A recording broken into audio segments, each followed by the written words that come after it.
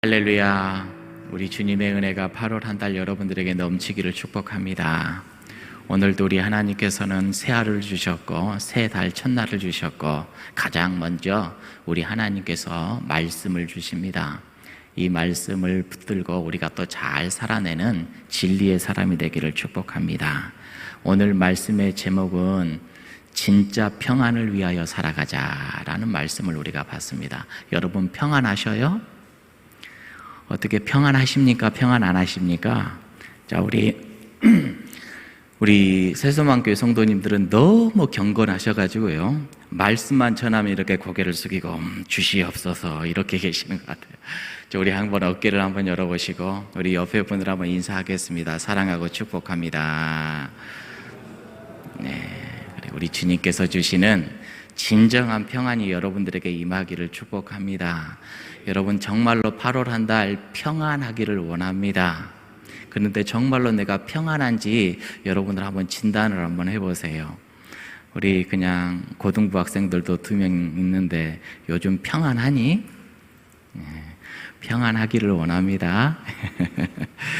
여러분 에스겔 말씀을 보면 답답해요. 마음에 뭔가 얹혀있는 것 같은 답답함이 있습니다. 왜 그러냐면 에스겔이 포로로 끌려갔잖아요.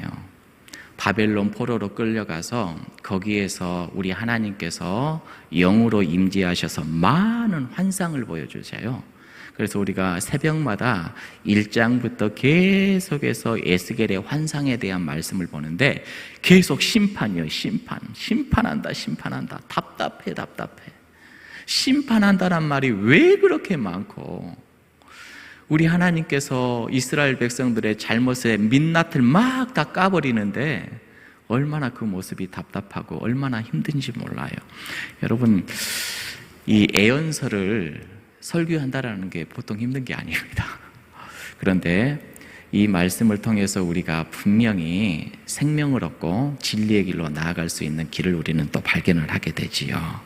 자, 오늘 말씀도 보니까 바벨론으로 끌려간 에스겔 선지자가 환상 중에 예루살렘 성전 안에 있는 사람들의 모습을 봐요. 그때 당시 얼마나 힘들고 어려운 삶 가운데 있었겠어요. 에스겔이 환상을 보는데 어떤 환상을 보았느냐? 하나님의 심판이 또 목격이 되는 겁니다. 자, 특별히 어떤 사람들에 대해서 오늘은 이야기하냐면 예루살렘에 있는 고관들, 높이 있는 지휘자들, 지도자들, 이런 사람들에 대한 모습을 발견하게 돼요. 자, 이 사람들이 어떤 삶을 살았는지, 어떤 이야기를 했는지 보면서 우리가 오늘 말씀을 통해서 또 도전을 받을 것은 도전을 받고, 내 삶에서 잘라내야 될 것은 잘라내고, 또 어떻게 살아가야 될지를 함께 기원을 받기를 원합니다. 1절 말씀 한번 같이 볼까요? 1절 우리 천천히 한번 읽어봅시다. 시작. 그때에 주의 영이 나를 들어올려서 여호와의 전 동문 곧 동양안문에 이르시기로 보니 그 문에 사람이 25명이 있는데 내가 그 중에서 아수리의 아들 야사냐와 분야야의 아들 불야다를 보았으니 그들은 누군가를 봤죠. 25명이 있었는데 그 25명 중에 2명, 두 이름을 이렇게 언급을 했어요. 그들은 누구래요? 백성의 높은 사람들이래요. 백성의 고관이라 이렇게 이야기를 해요. 자, 이들이 이스라엘의 지도자들인데, 고관들인데 어떤 이야기를 했는지 한번 또 나아가서 한번 보겠습니다. 2절 말씀 읽어볼게요. 2절 시작. 그가 내게 이르되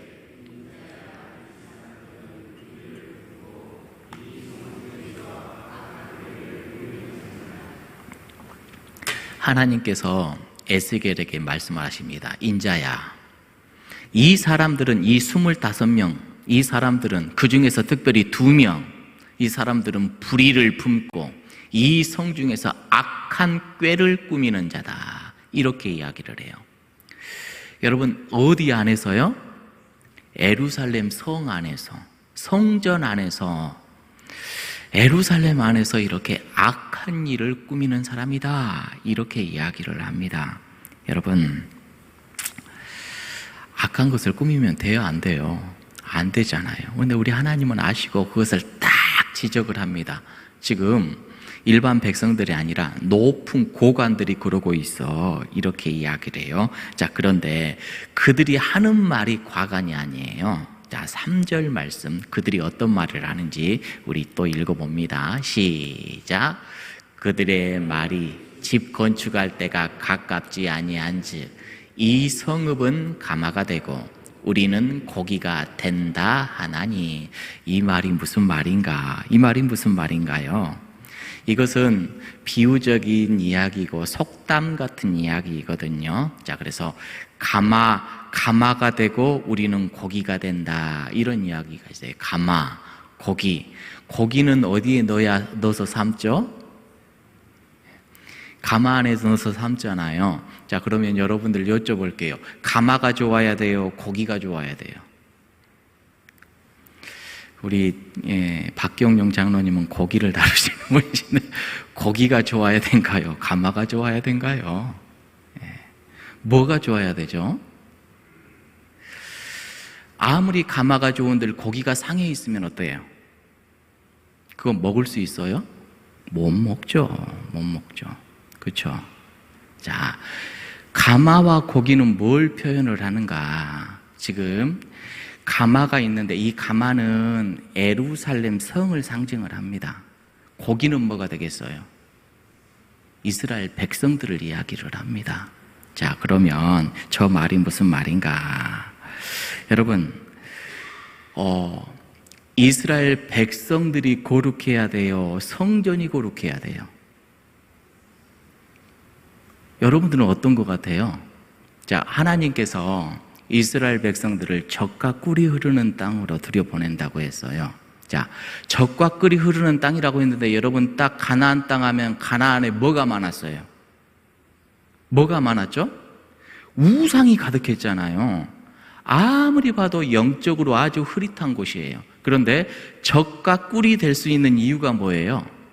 거룩한 백성이 그 안에 들어갔기 때문에 그곳이 젖과 꿀이 흐르는 땅이 되는 겁니다. 그렇잖아요. 여러분, 예루살렘 성전이 있어도 그 안에 불의한 사람이 가득하면 어떻게 될까요? 그것은 거룩한 성전이 되지 못해요. 그런데 아무리 피폐한 곳이어도 그곳에 거룩한 사람이 있으면 어떻게 돼요? 그것은 성전이 되는 겁니다. 할렐루야. 그런 거예요. 자, 그런데 지금 저 고관들 25명, 특별히 2명, 이 사람들이 이야기하기를 어떤 이야기를 하냐면 예루살렘 성전 안 사람들이 죄악으로 가득 채워져 있는데 이 지도자들이 하는 말이 뭐냐면 우리는 성전 안에 있으니 괜찮아 이러고 있다라는 거예요. 안전해, 평안해. 여러분, 이 말을 우리가 가만히 묵상을 해봅니다. 여러분 스스로 우리가 질문을 해봐야 돼요. 나는 지금 안전한가? 내 신앙은 지금 괜찮은가? 내 경건의 삶은 잘 유지가 되고 있는가? 나는 지금 거룩한 예배자의 모습, 백성의 모습은 갖추지도 못하면서 내 마음대로, 내 뜻대로 마음대로 살아가면서 주일날 한번 교회 안에 들어왔다고 나는 괜찮아 혹시 이러고 살진 않는가? 이런 메시지를 우리가 받을 수 있잖아요. 그렇죠? 여러분, 우리는 정말로 괜찮아요? 내 마음대로 내 뜻대로 살아가면서 교회 안에는 있으니 동산 모임은 하니 나는 괜찮아 이거 아니잖아요. 여러분, 우리 교회가 거룩한 교회가 될 수 있는 이유가 뭐죠? 그게 뭐예요?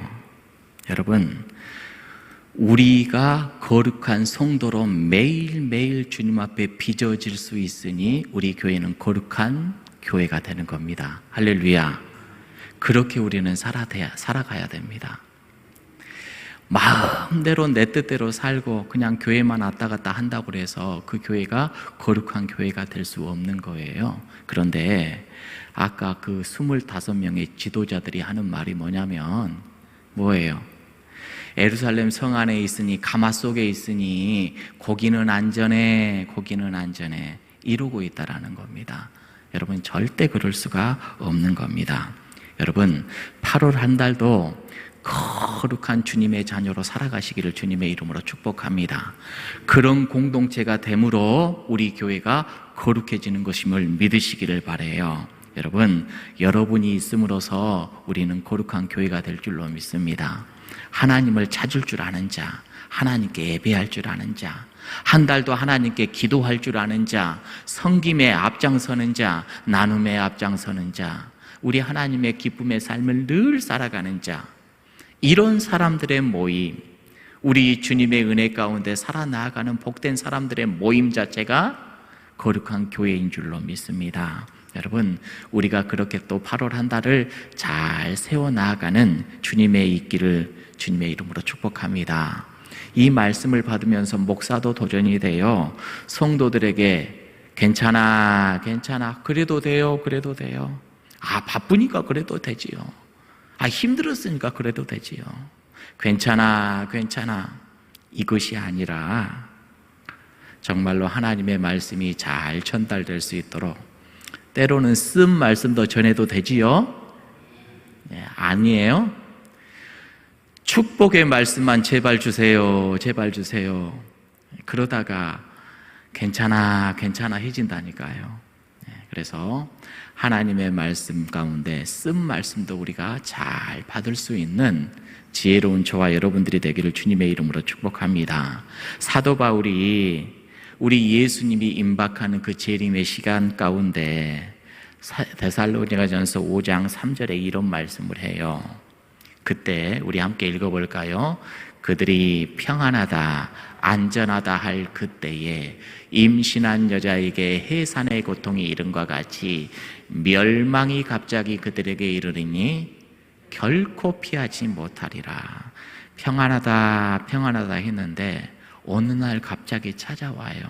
이대로 살아도 괜찮지, 이렇게 해도 괜찮지 라고 이야기하지만 어느 날 그 어려움과 힘듦과 고난이 찾아올 때가 있다라는 거예요. 그러니 매일매일 우리 주님 앞에 내 자신을 살피고 조율해 나아가는 진리의 사람이 되기를 축복합니다. 거짓 평안은요, 실제 고난당하는 것보다 더 무서워요. 지금 내가 어떤 고난을 안 당한다고 해서 나는 괜찮아, 괜찮아, 이게 더 무서운 것입니다. 내 눈을 어둡게 만들어버리고요, 내 마음을 둔감하게 만들어서 대비하지 못하게 만듭니다. 내가 무언가 우리 주님 앞에 잘못된 부분들이 있으면 안 되지, 안 되지 하면서 마음에 막 뜨거워지고 견디지 못하고, 그래서 이것을 수정하려고 하는 노력이 우리가 필요한데 어느덧 무뎌져 버려요. 이래도 되지, 저래도 되지 하면서 흘려버린다고요. 그런데 그러다가 우리의 인생이 다 끝나버린다라는 것이지요.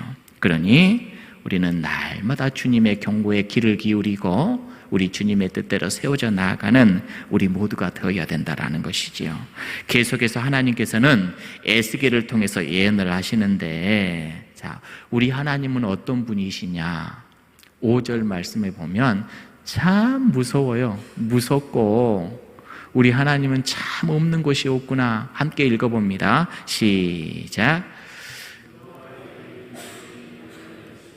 너는 말하기를 여호와의 말씀에 이스라엘 족속아, 너희가 이렇게 말하였도다. 너희 마음에서 일어나는 것을 내가 다시 빨간색 글씨요. 시작. 너희 마음에서 일어나는 것을 다시요. 시작. 너희 마음에서 일어나는 것을 내가 다. 여러분, 여러분들의 마음에서 일어나는 것도 다 아셔요. 누가요? 우리는요, 입으로 이야기할 때 참 논리적으로 이런 저런 이유 대면서 뭔가 착착착 이야기를 해요. 그런데 너 근성아, 네 마음의 동기는 그거 아니었잖아. 왜 그렇게 말해? 마음에 동기 일어나는 것까지 다 알아요. 다 알아요. 우리 하나님은 그것까지 다 알아요.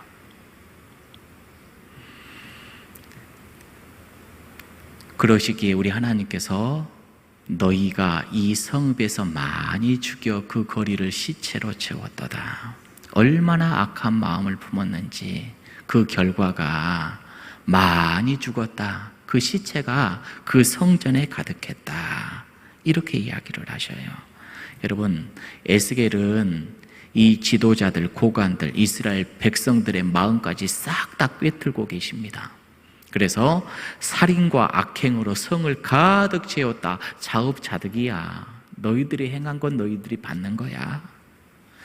여러분, 이처럼 우리 하나님은요, 우리의 마음의 악한 생각까지도 다 심판을 하셔요. 우리의 행동만을 가지고 심판한 것이 아니라 악한 생각까지도 다 심판하셔요. 그러니 여러분, 우리가 회개할 때에 우리의 행동을 회개할 때가 많죠? 아니에요. 내 마음에 하나님 이런 생각도 품었네요. 이런 못된 생각도 품었네요. 이것까지도 회개할 수 있는 지혜가 있어야 될 줄로 믿습니다. 그러니 성경에서 계속해서 우리들에게 교훈하는 게 무엇을 지키라고 그러죠? 따라합니다. 마음을 지키라. 마음을 지키라. 마음을 지켜야 돼요. 노아 때, 심판하는 그때도 봐보세요. 창세기 6장 5절의 말씀에 이렇게 나와 있죠. 여호와께서 사람의 죄악이 세상에 가득한가? 그의 뭐가? 마음이, 또 생각하는 것이, 모든 계획이 항상 어떻다고요? 악해. 뭘 하더라도 삐딱하게 봐요. 뭘 하더라도 그냥 화가 나 있어. 뭐든지 약해. 뭐든지 약해. 에레미야 17장 9절에는 뭐라고 나와 있나요? 만물보다 거짓되고 심히 부패한 것이 뭐래요? 마음이다. 마음을 지켜야 돼요. 마음을. 왜 우리는 초심을 지키지 못하고 내 마음에 들지 않으면 모든 것들을 비관스럽게 보고 판단을 하는지 몰라. 우리는 마음을 지켜야 돼요. 생명의 근원이 거기에서 나온다고 그랬어요. 잠언 말씀이지요. 4장 23절 시작. 모든 지킬 만한 것 중에 더욱 내 마음을 지키라. 생명의 근원이, 여러분, 살고 죽고가 거기에서 나온대요. 우리가 살고 죽고가 거기에서 나와. 얼마나 우리가 마음을 못 지키며 살아가는지 몰라. 여러분, 이스라엘 백성들이 그 첫 마음을 잃어버렸어요. 하나님을 향한 순수하고 거룩한 첫 마음, 우리 하나님을 사랑하는 마음을 잃어버렸습니다. 그래서 8절에 뭐라고 되어 있느냐? 그들이 길에서 칼로 찔러 죽여요. 내가 칼로 너희에게 이르게 하겠고, 9절에 타국인의 손에 넘겨 포로가 되어버렸어요. 그렇게 되어버렸어요. 그리고 분명히 심판받는 이유를 12절에서는 이렇게 이야기를 하죠. 함께 읽습니다. 시작. 너희는 내가 여호와인 줄을 알리라. 너희가 내 율례를 행하지 아니하며 규례를 지키지 아니하고 너희 사방에 있는 이방인의 규례대로. 여러분, 우리가 세속적인 그러한 법칙에, 삶의 법칙에 따라가고 있지 않아요? 그거 이야기하는 거죠. 하나님의 말씀하에는 있지 않고 세속의 방법에 따라 그렇게 살아갔다. 그래서 너희들의 결과가 지금 이렇게 된 거야. 이렇게 이야기를 합니다. 하나님을 온전히 마음에 두지 아니하고 살아가자 다른 것이 그 마음을 다 차지해버렸어. 다른 것이 차지해버렸어. 내 마음을 지키지 못해서 내 마음에 다른 것이 충만해 있다라는 겁니다. 자, 오늘 말씀을 가만히 이제 정리를 해봅니다. 하나님께서는 에스겔을 통해서 지도자 25명을 보여주는데 특별히 2명의 이름까지 언급을 하면서 이야기를 해요. 여러분, 오늘 우리는 이 땅에서 크리스천, 믿음의 사람들, 많은 사람들에게 영향력을 끼치고 살아가는 리더들인 줄로 믿습니다. 우리가 부패하면 안 되지요? 그렇죠? 예. 우리는 분명히 그들에 대한 하나님의 경고를 받으면서 우리는 정말로 평안을 구해야 되는 사람이구나. 안 괜찮은데 괜찮아 하는 사람 되지 않기를 바랍니다. 여러분, 부모가 자녀들 보면서 이거 안 괜찮은데 괜찮아 넘어가면 안 되잖아요. 넘어가면 안 되잖아요. 특별히 오늘 말씀에 10절 하반절에 그런 말씀이 있죠. 10절 하반절에 뭐라고 나와 있냐?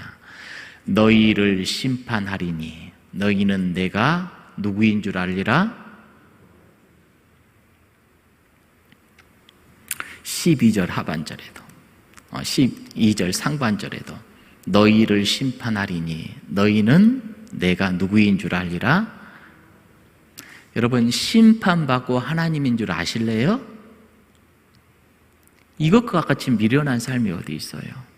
심판받기 전에 우리가 지금 해야 될 일은 오늘 또 하나님은 살아계시고 나와 함께 하시고 오늘 또 참된 예배자를 찾고 계시고 말씀 안에 진리 안에 거하는 그 사람이 정말로 평안하다는 것을 깨닫게 하십니다. 여러분, 오늘 또 우리가 지혜롭게 살아나갈 수 있는 방법, 전도서 12장 1절, 공고한 날이 이르기 전에, 그 날이 이르기 전에 누구를 기억하라? 창조주 하나님을 기억하라. 이게 바로 8월 한 달도 우리가 살아갈 수 있는 유일한 방법입니다.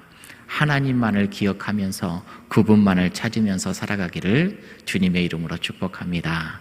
우리 옆에 분들 한 달도 주 안에 거하십시다 라고 한번 격려하십시다. 시작. 그래요. 우리 인간의 능력으로는 할 수 없는 것들이 참 많습니다. 그런데 우리 하나님의 말씀은 확실합니다. 심판의 말씀을 주셔요.